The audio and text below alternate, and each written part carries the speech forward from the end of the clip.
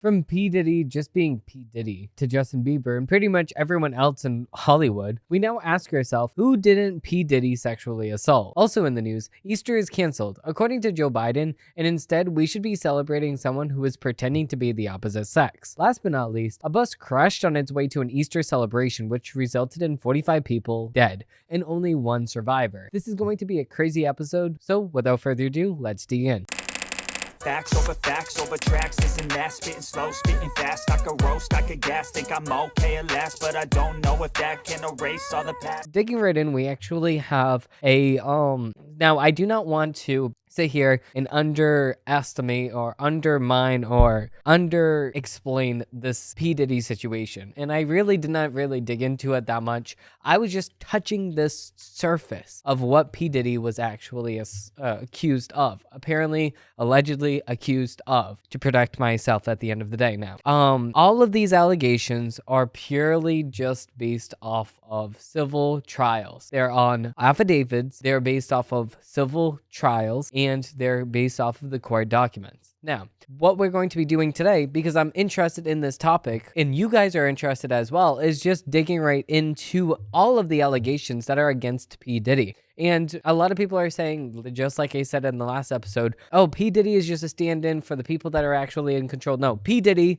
is just a weird person. P. Diddy is an evil person that has taken advantage of every single person that he could get his hands on. He's P. Diddy, not other people controlling him. No, he was doing exactly what he wanted to do. He needs full accountability for what his actions did. Now, there's a lot of things to uncover. Now, this recently got exposed. He was actually taking a picture with Justin Bieber. Now, it looks like they were in a music video together. Why?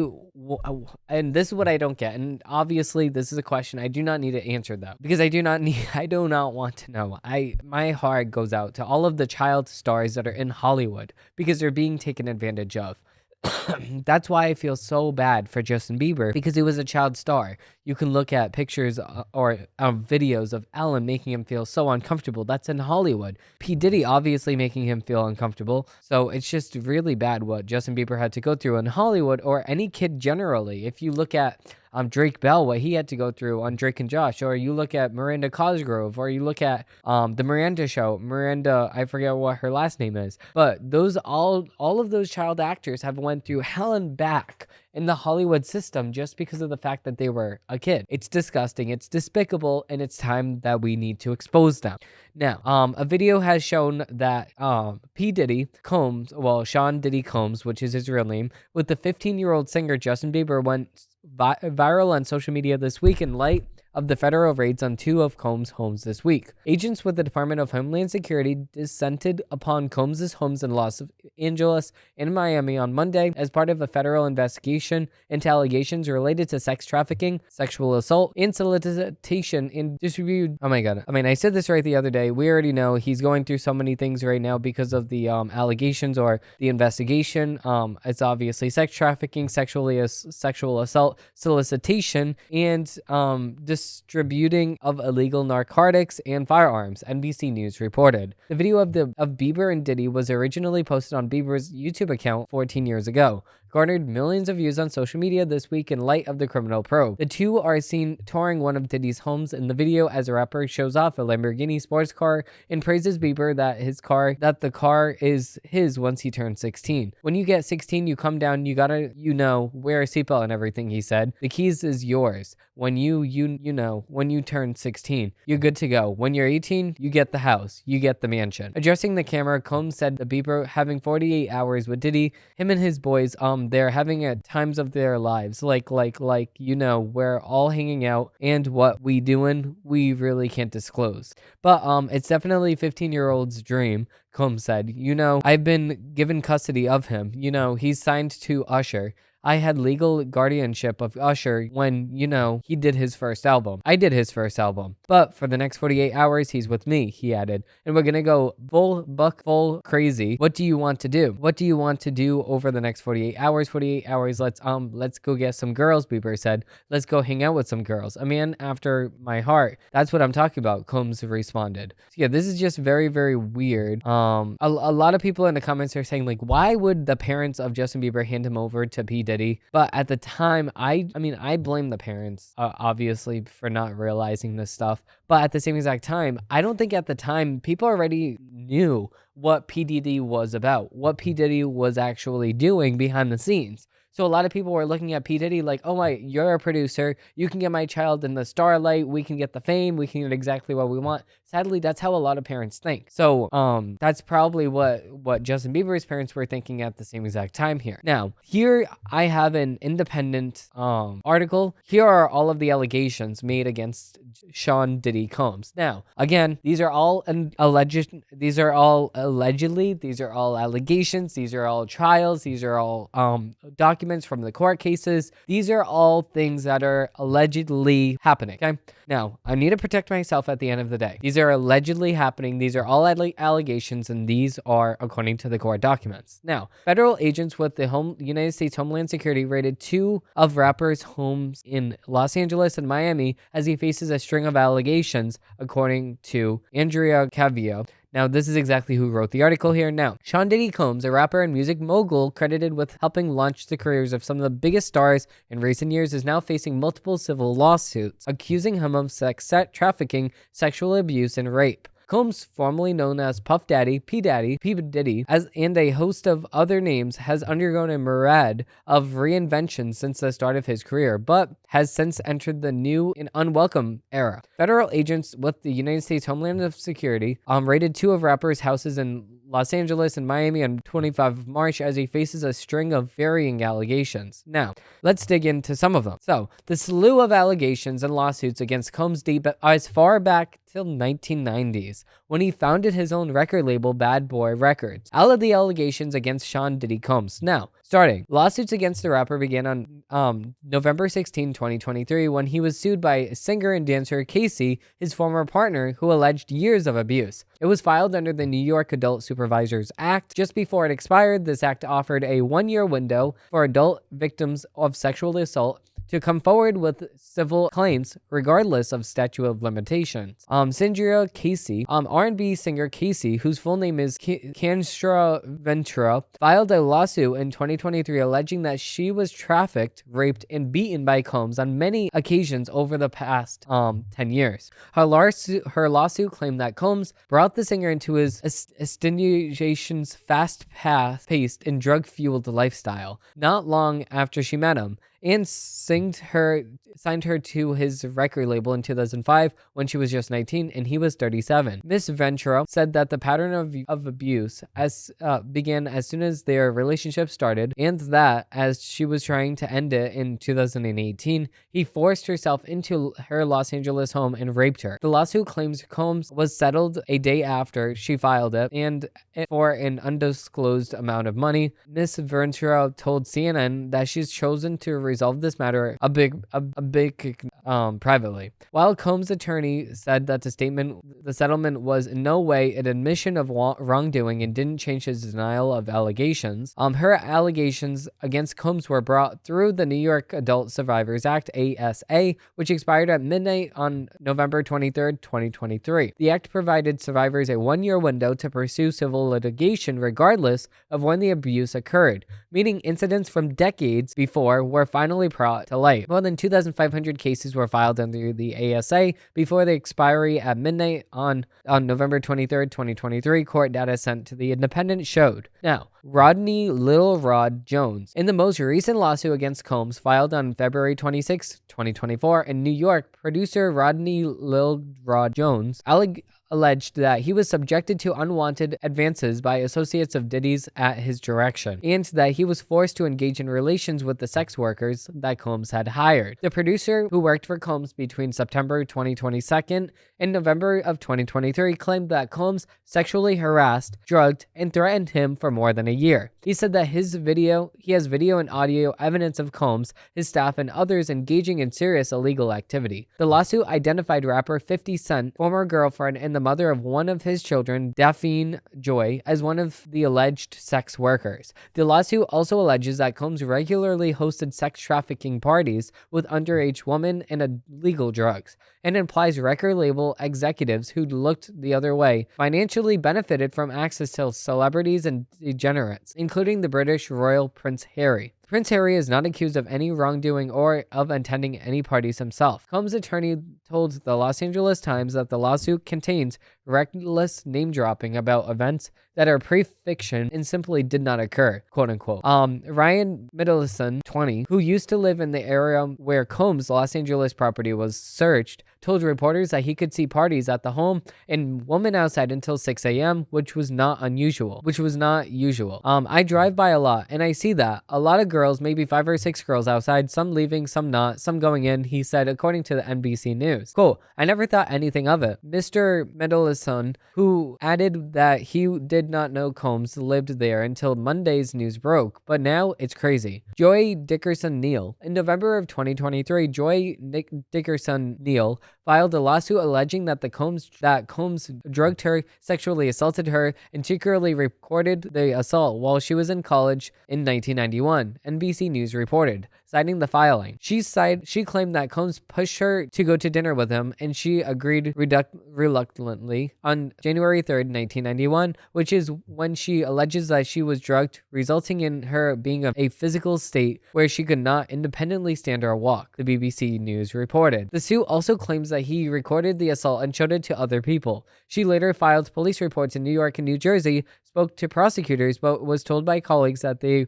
were terrified that Combs would retaliate against them and that they would lose future businesses and music opportunities if they made a statement in support of her. End of quote. NBC News reported, citing the lawsuit. More women come forward. Since November, 3 more women have come forward with lawsuits in Southern District of New York alleging that they were sexually assaulted by Combs, according to NBC News. 2 of the women said that they were teenagers at the time of the alleged assaults. Anonymous plaintiffs. In November, an anonymous plaintiff accused Combs and singer-songwriter Aaron Hall of raping her and her friend in 1990 or 1991. After meeting with MCA Records event in New York, where the singers were very flirtatious and handsy and offered them drinks, Rolling Stone reported. The suit also alleges that the Combs and Hall invited the woman to the Hall's apartment for an after party where the plaintiff was offered more drinks and was coerced into having sex with Combs and was shocked by and traumatized afterwards. But Hall barged into the room, pinned her down,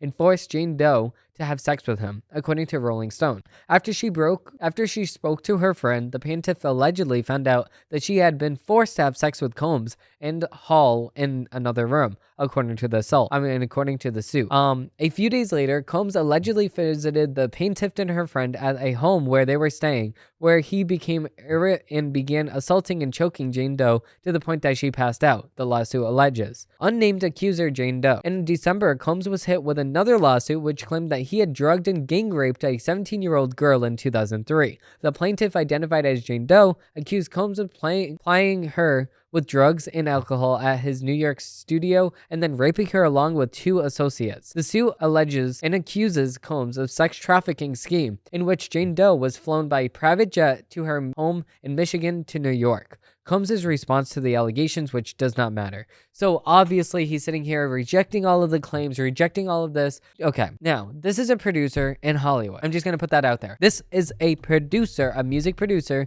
that has tons of leeway, tons of pull. Obviously, there's going to be some sort of power play, you should say, with P Diddy, because P Diddy was one of the most powerful music producers of the time because he could just get away with stuff because he paid people allegedly behind the scenes to say stuff allegedly that he wanted them to say or not to say. That's according to multiple sources as well. So at the end of the day, you can make your decision. Would you rather trust a person that has been known to do these things and then just is covering for himself now? Or would you rather look at plaintiffs, look at all of these things that are under oath, and then make your decision from there? I choose the latter. Now, with that being said, we're going to actually dig into the media's takes. No, I'm not a writer. Okay.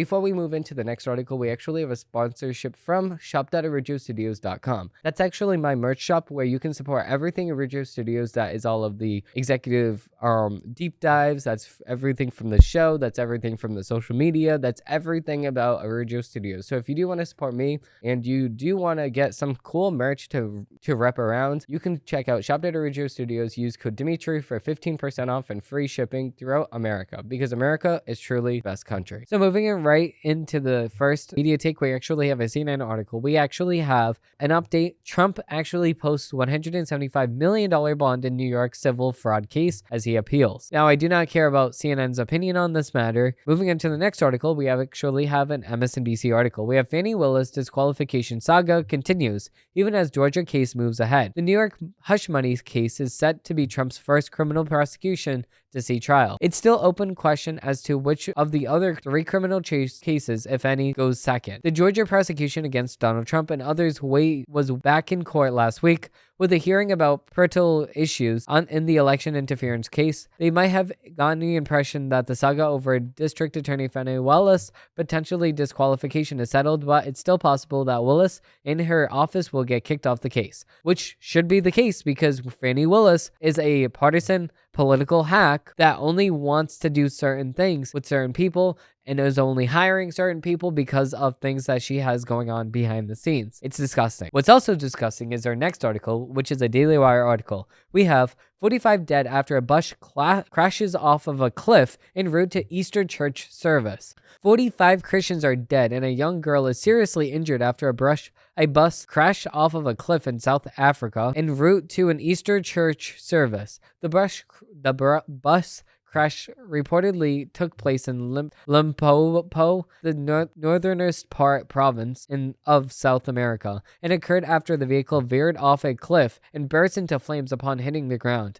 according to various reports. The lone survivor of the incident was an 8-year-old girl, which was now receiving medical attention at a nearby hospital. The group was reportedly from Botswana and headed to Mora, South Africa, for church services as Christians around the world prepare to commemorate the resurrection. I am sending my helpful condolences to the families affected by the tragic bus crash near Manamtalakabla. I'm sorry, I'm gonna butcher that.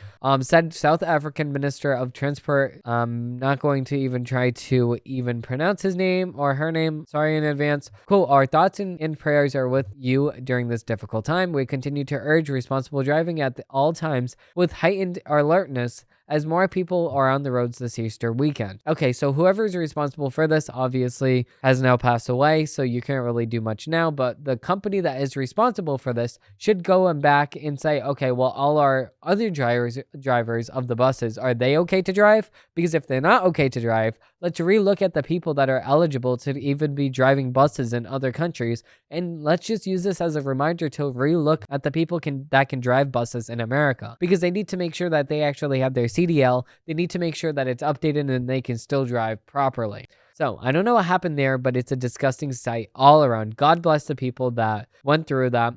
God bless the 8-year-old girl. Now she's scarred to death because she's the only one that survived. God bless the families of the people that passed away or that got killed in the crash. Moving into the next article, we actually have a Daily Wire article. We have press secretary blames the right for Trans Day of Visibility controversy, calls it international misinformation. White House Press Secretary Karine Jean-Pierre on Monday addressed backlash against President Joe Biden for celebrating and declaring Easter Sunday as Transgender Day of Visibility, quote unquote, dismantling the controversy as international misinformation from conservatives, which does not make much sense whatsoever because of the fact that people are saying, oh, well, Transgender Day of Visibility, blah, blah, blah, has been around for 15 years, and the tranny that started it, you need to actually listen to him and stuff like that. Listen, I do not care if it's been around for 20 years, 30 years, 40 years, 50 years. It does not matter. If it's based on a lie, it's based on a lie. Now, what you can say at the end of the day is this. Transgender people, LGBTQRSTVWXYZ people have 145 days throughout the year to celebrate whatever they want throughout the whole entire year. Now, what I don't get is that why can't they use one of these other days? And yes, you're sitting here saying, oh, it's been 15 years, it's been this many years, it's been whatever. It does not matter, because this year, in every single year since 2021, Joe Biden is the first president to actually make this transgender day of visibility, quote unquote, because we can't see them any other day on TikTok. You just open the app and you can see them straight on your face. Now, because of the fact that, quote unquote, they're invisible for some reason, they're not visible, you need to have a whole entire day dedicated to them. But what they don't realize is that on February 19th to 25th, there's Aromatic Spectrum Awareness Week, March 21st to 25th, LGBTQRSUVWXYZ Health Awareness Week, Transgender Day of Visibility, March 31st, April 6th is International Asexual Day, International Day of Pink, which is Day Opposing Homophobia, April 13, Day of Silence, April 14, Lesbian Visibility Day, April 26, May 17 is International Day of Against Homophobia, Biphobia, and Transphobia, Agenda Pride Day, Harvey Milk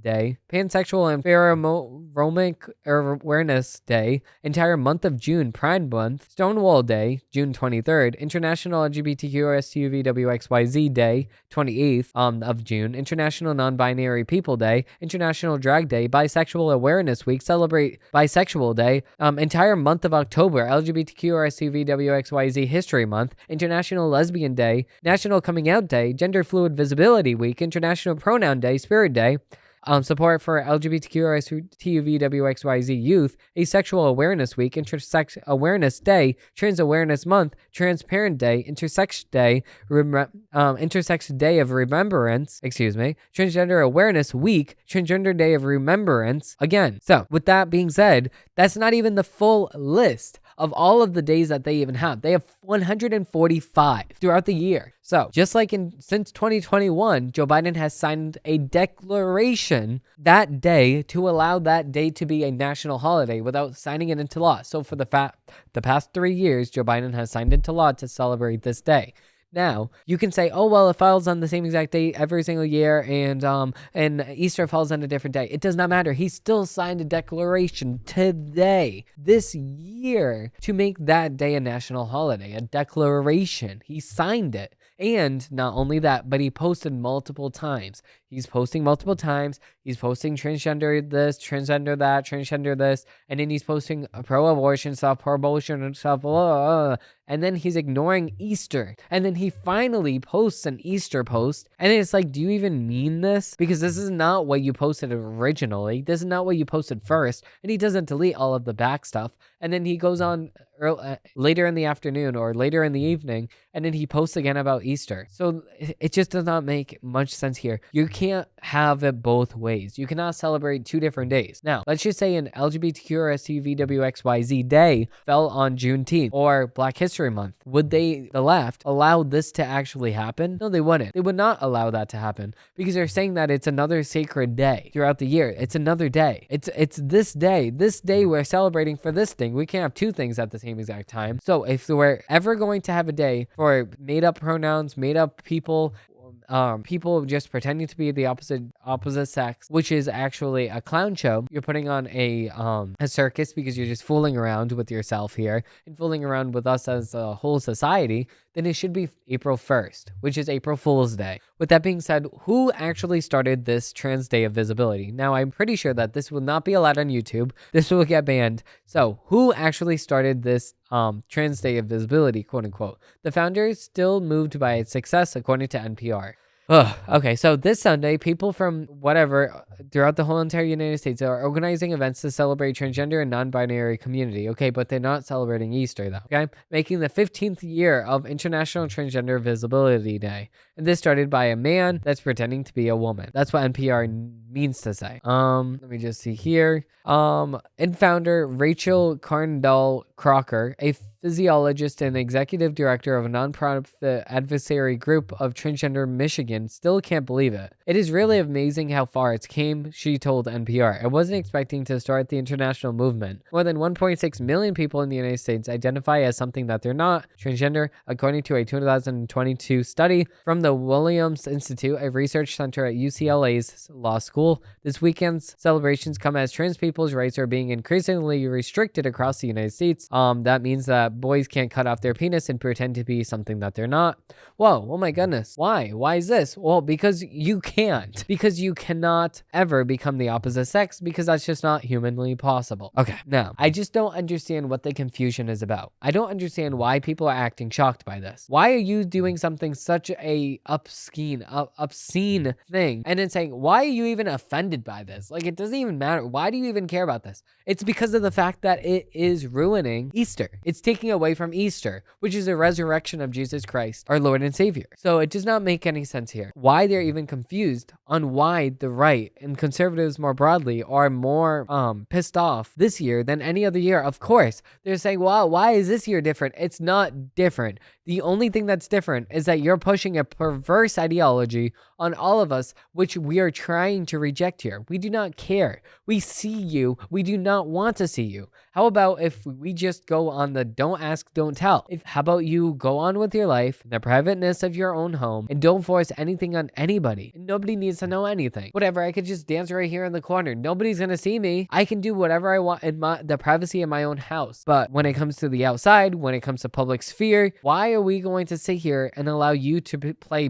pretend makeup, pretend, dress up out in the real world? How about we be serious and have a serious society for once? Moving right into the Breitbart article, we actually have Border Patrol Chief border surge potentially driven by perception of easier time of coming across and possibility of work. Now, of course, this is what some of the people that come through our southern border say, but the reality is that the majority of these people are not coming in to have a new life, to do this, to do that. They're coming through because they know that it's going to be a easy breezy time. They're not going to have to do anything, and if they have to wait, then they argue with Border Patrol. If they have to sit in line, they argue with Border Patrol. So it's like Border Patrol is acting like customer service for these people, and it's not good whatsoever. Now, we do have this article from Reuters, which actually shows what Russia is potentially doing here. Now, a report is saying that Havana syndrome might come from Russia. Now, if you don't know what Havana syndrome is, that has been a year-long investigation into a collaboration with 60 Minutes, and Germany's Dear Singapore also reported that senior members of Unit 29155 received awards and promotions for work related to the development of non-lethal acoustic weapons. This is not a new topic at all. For many years, the topic of the so-called Havana syndrome has been exacerbating in the press, and from every form of the very beginning, it was linked to accusations against the Russian side. Spokesperson for Russia said the symptoms of the ailment have included migraines, nausea, memory lapses, and dizziness. The Office of the Director of National Intelligence posted to the 2024 annual threat assessment that said that the United States intelligence community continues to closely examine so-called anonymous health incidents, but note that most agencies concluded that it is very unlikely a foreign adversary is responsible. Yeah, because they don't want to admit that they're actually wrong. So, I mean, Russia could potentially be causing this illness. Because of one of the reports, this lady was feeling very, very nauseous. She was saying, like, what the heck's going on? And then she looks outside, and then a man with a van is just pulling away. So it's just very suspicious. So what's going on here? They need to do some more investigations. It was a year-long investigation just to get this far. So never mind to get to the bottom of it and to see exactly who is responsible for this. That's a whole another can of worms. Moving into the next article, we actually have a Federalist article. We have Biden's anti-Christian Easter stunt leaves no doubt about Democrats' descent into paganism. Of course, because like we were talking about before, Easter was March 31st this year. Obviously, Easter changes every single year, but the thing is that when Joe Biden declares a national day of transgender visibility, that's something that he declared that very day. So you cannot say at the same exact time, well, Easter falls on different days every single year. Easter falls on different days. We've been celebrating this for 15 years. No, because it's not a national holiday. Since 2021, like I was saying earlier, Joe Biden has to declare a proclamation every single year because it's not a national holiday. So, moving with this article from the Federalist, while millions of Christians throughout the world celebrated the resurrection of Jesus Christ this weekend, the Biden administration was busy hawking the democratic ideology of the demonic ideology of transgenderism. On Good Friday, President Joe Biden, who claims to be devout Catholic, issued a proclamation declaring March 31st, 2024, the same day as Easter Sunday, to be the Transgender Day of Visibility. Because, as everybody knows, we don't have enough flocks holidays commending the rainbow mob, right? Today, we send a message to all transgender Americans: you are loved, you are heard, you are understood, you belong, you are America. It's not like America, the continent, is North America. No, you are America. In my entire administration, and I have your back, Biden wrote. Like clockwork, White House officials and prominent Democrat politicians celebrated the declaration. New York Governor Kathy Hochul took to her LGBTQRSTVWXYZ obsession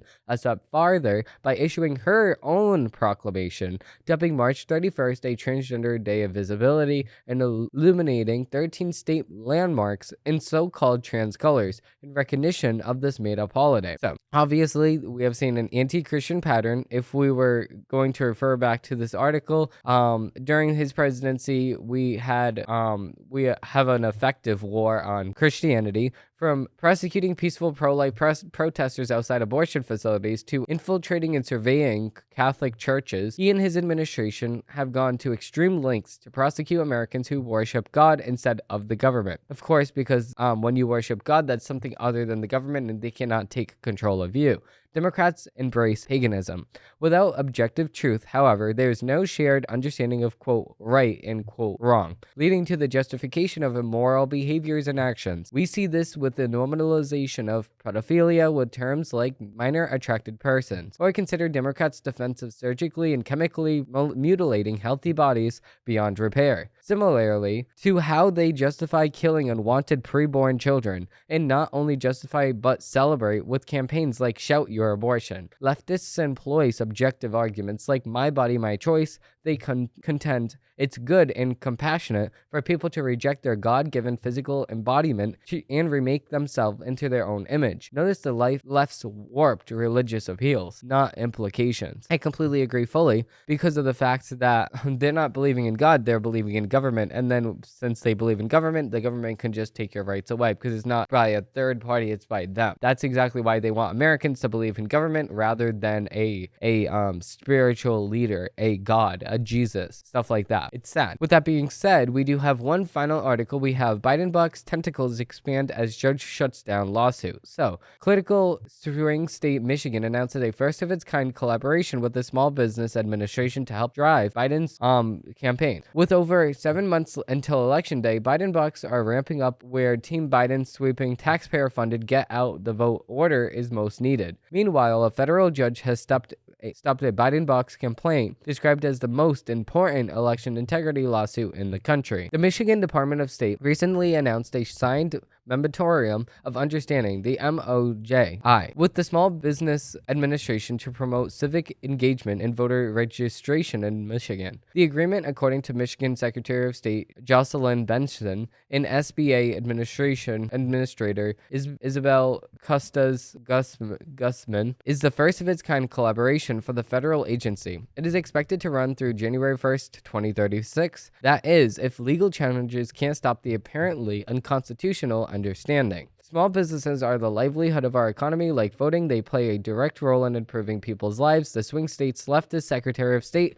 who fantasizes herself as a defender of democracy, said in a press release. I'm proud we are working with Small Business Administration for the first time in the nation effort, connecting Michigan's small business community with the tools and information they need to play an even greater role in our democracy. Yeah, no. This is getting involved way too much. So this is how you know that the Biden campaign has all of the systems of power. They have everything because of the fact that they could just go to their buddy over here and then then say, oh, I'm going to pay you some money, and then go to their buddy over here, I'm going to pay you some money if you say what I want. So that's exactly what happens in this Biden administration. So nobody can ever tell them that they're wrong. Nobody can ever tell them that they did not file correctly or they didn't do this correctly. It just does not come up for this Biden administration because of the fact that they can never do anything wrong. With that being said, this is where we're going to end off the video here. If you do like this episode and you do want to see more, please like and subscribe down below, because I do post new episodes of my show every single every single Monday, Wednesday, and Friday. Thank you all for watching. Thank you all for listening,